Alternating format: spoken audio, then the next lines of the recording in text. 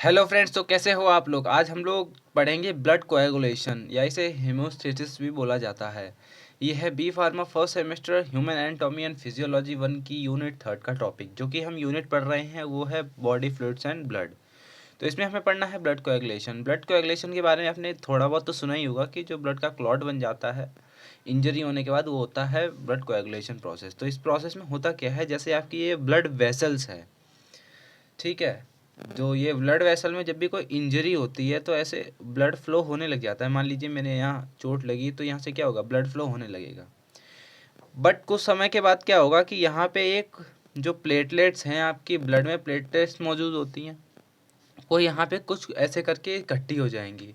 और फिर आपका जो ब्लड में एक प्रोटीन फ्लो हो रहा होता है फिब्रिनोजेन, वो सॉल्यूबल फिब्रिनोजेन से इनसॉल्यूबल फिब्रिनोजेन में कन्वर्ट हो जाएगा और यहाँ पे क्लॉट बना देगा, जिसके कारण आपका ब्लड फ्लो रुक जाएगा।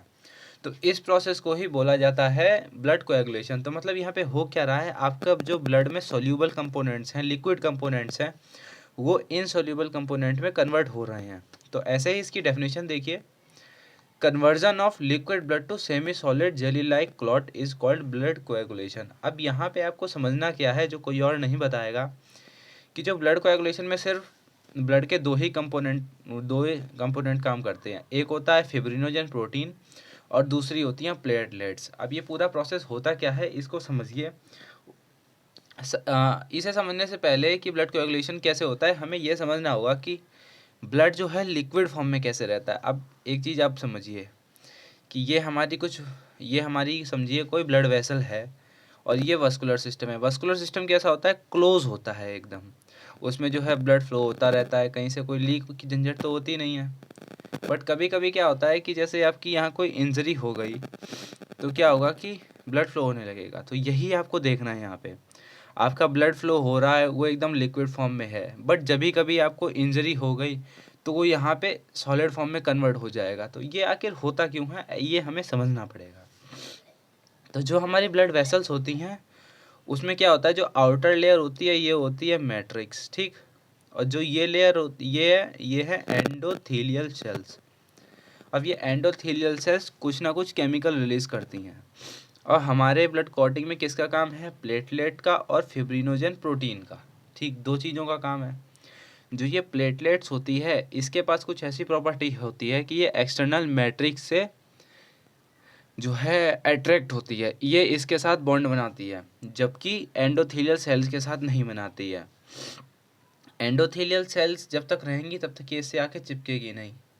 एंडोथेलियल सेल्स क्या करती हैं जिसकी वजह से ये इसे अपोज करती हैं, यार ये कुछ केमिकल्स रिलीज करती हैं। सबसे पहला होता है नाइट्रोजन ऑक्साइड, सेकंड होता है प्रोस्टाग्लैंडिन, थर्ड होता है एडिनो डी फॉस्फेटेज। और इसके अलावा कुछ और भी हैं, एक जैसे कि हेपरेन सल्फेट है, ये भी रिलीज़ करती है, जिसकी वजह से थ्रोम्बिन यहाँ पे नहीं रुक पाता है। ये थ्रोम्बिन हम आगे देखेंगे उसका क्या फंक्शन होता है। तो आपको को समझना होगा कि जो ब्लड है वो आखिर लिक्विड फॉर्म में क्यों प्रेजेंट है, वो है एंडोथेलियल सेल्स की वजह से। जब ही कभी एंडोथेलियल सेल्स यहाँ से हट गई तो समझिए प्लेटलेट यहाँ के स्टिक हो जाएगी, ठीक है। और फिर फिब्रिनोजन भी यहाँ स्टिक हो जाएगा और यहाँ पे क्लॉट बना देगा। तो अब समझिए यहाँ पे एक केस लिया है जहाँ पे हमारी जो ये हेल्दी एंडोथेलियल सेल्स हैं वो एक जगह पे नहीं प्रेजेंट है। तो यहाँ पे क्या होगा, प्लेटलेट्स होगी, वो आके यहाँ स्टिक हो जाएगी, ऐसे करके ब्लड क्लॉट बना देगी। और फिर फिब्रिनोजेन भी यहाँ पे आके फैब्रिन में कन्वर्ट हो जाएगा और तो ब्लड का जो फ्लो है वो रुक जाएगा। तो हमारा जो प्रोसेस है ब्लड कोएगुलेशन, वो हेमोस्टेसिस का एक पार्ट है। हेमोस्टेसिस प्रोसेस पूरी वो होती है जिसकी वजह से हमारा ब्लड रुकता है, मतलब ब्लड फ्लो रुकता है। तो इसके 3 स्टेप होते हैं। एक है ब्लड वेसल कंस्ट्रक्शन। कंस्ट्रक्शन का मतलब होता है सिकुड़ना। तो सपोज करिए यहाँ पे जब ये इंजरी हुई है तो सबसे पहले क्या होगा कि ये जो आजू बाजू की सेल है, अगल बगल की सेल, ये आपस में ऐसे करके कुछ अपना फैलाव करेंगी ताकि ये जो है होल जो हुआ है यहाँ पे, इसका एरिया कम हो सके, इसका डायमीटर कम हो सके। तो इसे बोला जाता है वेसल कंस्ट्रक्शन। फिर होगा प्लेटलेट प्लग। तो जो यहाँ पे ये जो सेल्स हटी हैं, यहाँ पे प्लेटलेट्स आके इकट्ठा होने लगेंगी तो उसे बोला जाएगा प्लेटलेट प्लग। अब होगा फॉर्मेशन ऑफ फाइब्रिन, फिब्रिनोजन आके यहाँ अटैक करेगा। अब हमें देखना है ये पूरा प्रोसेस होता कैसा है। ये डायग्राम आपके एग्जाम पॉइंट ऑफ व्यू के लिए बहुत इंपॉर्टेंट है और ये नोट्स भी। अगर आपको डाउनलोड करने हैं तो मैं डिस्क्रिप्शन में लिंक दे दूंगा। यार मैंने आपको बहुत ही ईजी वे में समझाने की कोशिश करी है इस डायग्राम को, इससे ईजी मुश्किल ही आपको कोई समझाए तो ठीक है। फैक्टर्स मैंने इसमें नहीं रखे हैं क्योंकि आपको याद करने में प्रॉब्लम होती है, बट उनके लिए एक मैं सेपरेट वीडियो ज़रूर लाऊंगा। तो आपका जो ब्लड कोएगुलेशन का प्रोसेस होता है ये दो तरीके से होता है। एक होता है इंट्रिंसिक वे, जहाँ पे आपकी प्लेटलेट एक्शन में होती हैं। दूसरा होता है एक्सट्रिंसिक पाथवे, जहाँ पे आपके टिश्यू के ज़रिए केमिकल्स रिलीज़ किए जाते हैं। बट आपको ध्यान रखना है दोनों ही चीज़ें एक साथ काम करती हैं। जैसे यहाँ पे आपकी इंजरी हुई है, अब यार ब्लड प्लेटलेट्स कंटिन्यूसली फ्लो हो रही है, उसे थोड़ा सा टाइम लग जाता है कुछ सेकेंड्स का, ताकि वो यहाँ पे आ सके। तो सबसे पहले तुरंत क्या होगा, जब इंजरी होगी तो तुरंत टिश्यू एक्शन में आएंगे और वो थ्रोम्बोप्लास्टिन रिलीज़ कर देंगे।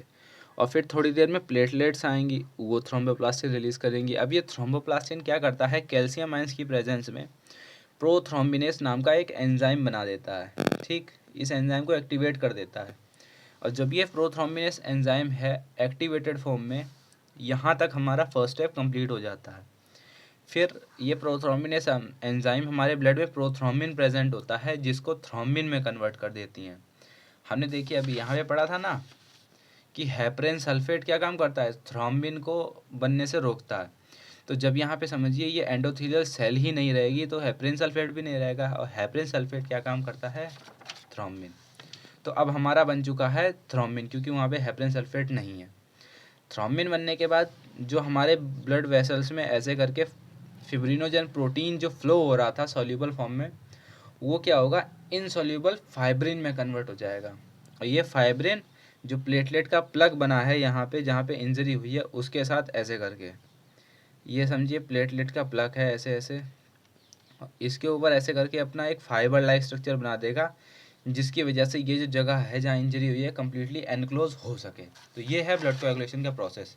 इसके मेन 3 स्टेप होते हैं। एक प्रोथ्रोम्बिनेस फॉर्मेशन हो रहा है जिसमें कि इंजर टिश्यू और आपकी प्लेटलेट्स काम कर रही हैं। सेकंड क्या हो रहा है, प्रोथ्रोम्बिन से थ्रोम्बिन बन रहा है। अब प्रोथ्रोम्बिनेस के एंजाइम की प्रेजेंस में काम हो रहा है। और फिर क्या है, फिर फाइब्रिनोजन से फाइब्रिन बन रहा है, ये थ्रोम्बिन की प्रेजेंस में हो रहा है। हमने देख लिया है पूरा ही डायग्राम साथ में। और फिर लास्ट में फाइब्रिन क्या करेंगे, ब्लड क्लॉट बना देंगे। तो उम्मीद करता हूँ वीडियो अच्छी लगी होगी। इसे मैं प्लेलिस्ट में अटैच कर दूंगा जो कि हमारी HAP की है।